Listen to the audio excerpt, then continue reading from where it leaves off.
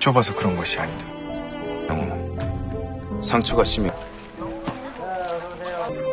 맞잖아. Halo kawan tentang film, selamat datang di Tentang Film.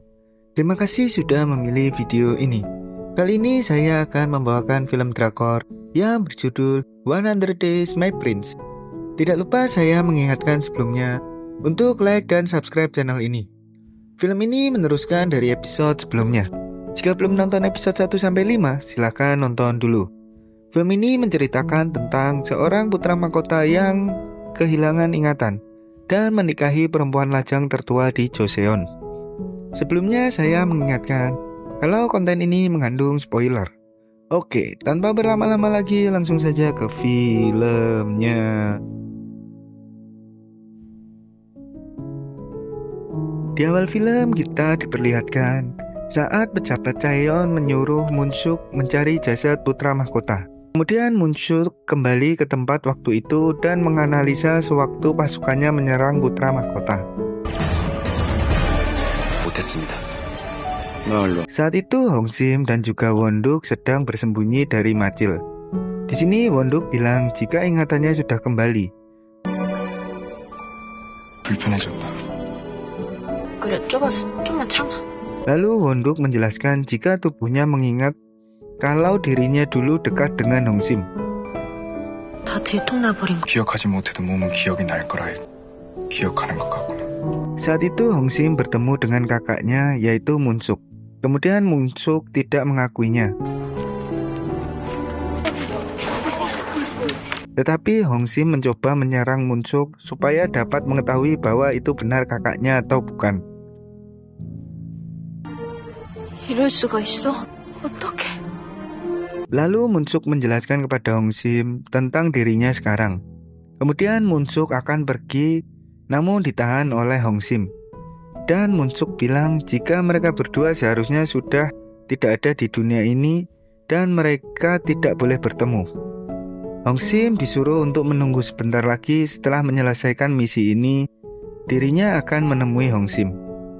Saat itu Hongsim memberitahu kepada ayah angkatnya jika dirinya bertemu dengan kakaknya dan menceritakan perbincangan mereka saat mereka bertemu. 데리러 온다고 했어. 떠나지 말고. 떠나면 안 돼. Waktu tengah malam, Wonduk mendatangi Gudol dan menanyakan tentang laki-laki yang pernah dekat dengan Hongsim. Dan Gudol memberitahu jika Hongsim tidak pernah dekat dengan pria manapun. 안 넘어가. 안 사람.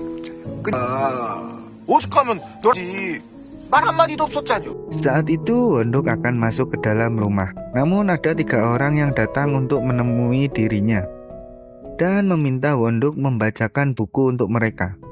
Kemudian Wonduk mau untuk membacakan, namun mereka harus membayar Wonduk. 저기 돈 가진 것이요. 다른 사람을 찾아보거라. Kemudian ada Hongsim datang dan melarang Wonduk memungut biaya dari mereka karena mereka orang miskin. Namun Wonduk ingin mendapatkan uang yang banyak dan melunasi hutangnya.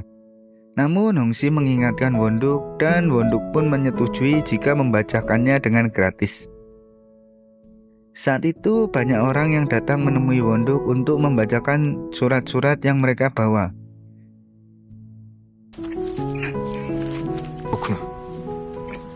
문서엔 다행히 서마를 한꺼번에 갚아. Di sini mereka merasa sangat terbantu dengan isi surat yang telah Wonduk bacakan.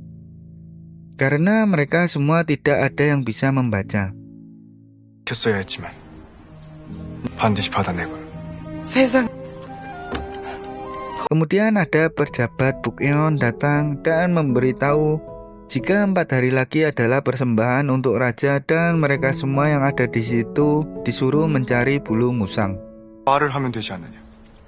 빵을 걷는 왕이야. 바닷가도 아닌 산만큼도 안 하는 무능하고 타. Saat itu Hongsim akan pergi ke gunung untuk berburu musang dan Wonduk akan ikut.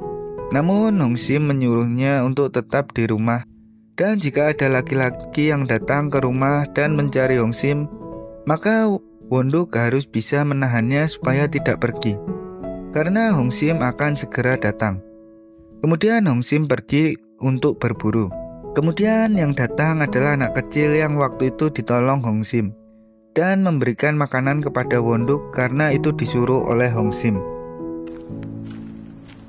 시민이가 밥 챙겨달라고 해서 Saat itu Hakim Buyong memberitahu jika Won-duk membantu para rakyat yang tidak bisa membaca kepada pejabat Sundo. Kemudian ada Hong Sim datang dengan membawa ginseng liar kepada mereka dan memberi saran untuk menukarnya di Hanyang. Karena di gunung sudah tidak ada lagi musang yang hidup. Hal ini membuat Hakim Buyong sedikit emosi dan ditenangkan oleh pejabat Sundo. Dan pejabat Sundo menerima usulan Hong Sim. 바쳐야 할 곡물이 있다면 할 수 있는 것이면 백성들의 고통이 알겠네. 입니다. Saat itu Hong Sim bertemu dengan Majil, namun Majil bersikap baik kepada Hong Sim dan Hong Sim pun kaget dengan itu. Kemudian Majil menjelaskan kepada Hong Sim kenapa dirinya bersikap seperti itu. 장 80대를 맞고도 남을 나. 난 그리하지 않을 것이다. 난 입에 담지도 말 거라. Karena Won-duklah yang membuat dirinya seperti ini. 사내 대 사내로서. 그랬다고? 그 발품 행기기는 참. Saat itu Won-duk menemukan Hong Sim dalam keadaan mabuk. 운동이? 술 마셨다고 잡혀가면 어쩌려고. 술인데. Lalu Won-duk menegur Hong Sim, tetapi Hong Sim bilang jika semua ini karena Won-duk yang tidak menahan laki-laki yang datang waktu itu. Kemudian Won-duk menjelaskan semuanya. 나와 혼인하기가 싫어졌을 테지. 무슨 연유인지는 알 수 아침 돌아온 나와. 넌 억지 혼인을 하고 너의 마음을 흔들어 놓았고. Hong Sim yang merasa tidak enak lalu bilang jika orang yang dirinya tunggu adalah kakaknya yang sudah terpisah selama 10 tahun. 누구 아픈 일인지. 알 것 같다. Dan Hong Sim sedikit menjelaskan kepada Won-duk. 웃어? 니냐, 넌 놀아보니 살아야 되는 사람이 정인이 아니라는 것을. Kemudian saat itu Won-duk memegang tangan Hong Sim dan Won-duk menggandeng Hong Sim untuk pulang ke rumah.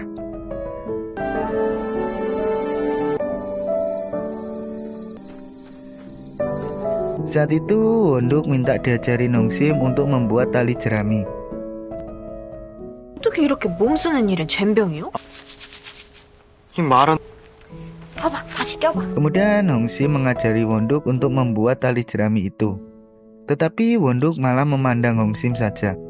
Kemudian Hong Sim menyuruh Won-duk melakukan sendiri dan meminta uang yang dirinya berikan waktu itu. Lalu Won-duk coba membohongi Hong Sim, namun Hong Sim tidak tertipu. Saat Hong Sim sudah mendapatkannya, uangnya sudah tidak tersisa. Saat itu Won-duk merubah penampilannya untuk menjadi pacar bohongannya seorang wanita bangsawan. Dan saat itu Hong Sim bilang jika dirinya harus bekerja keras supaya mendapatkan uang banyak dari wanita bangsawan itu.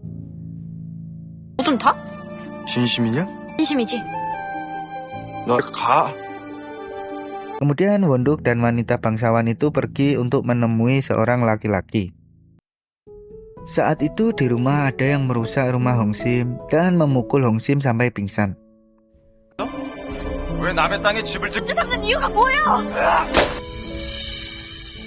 Kemudian ketua pimpinannya bilang kepada Gudol untuk memberitahu Won-duk tentang ini semua. Di tempat lain, Won-duk sedang memerankan perannya. 다친 마음을 내 어루만져. 좋습니다. 어디 얼마? Kemudian ada Gudol yang tiba-tiba datang dan memberitahu jika Hong Sim sedang diculik. Lalu Won-duk disuruh datang sendiri ke lereng gunung. Lalu Won-duk buru-buru merebut kuda milik laki-laki itu dan dirinya buru-buru untuk menyelamatkan Hong Sim. Setelah bertemu dengan para penculik itu menampar Hong Sim yang membuat Won-duk naik pitam. Kemudian film pun selesai. Akhir kata saya ucapkan terima kasih dan jangan lupa untuk subscribe channel ini supaya tidak ketinggalan serial berikutnya. Sampai jumpa di video-video selanjutnya dan episode-episode selanjutnya. Terima kasih.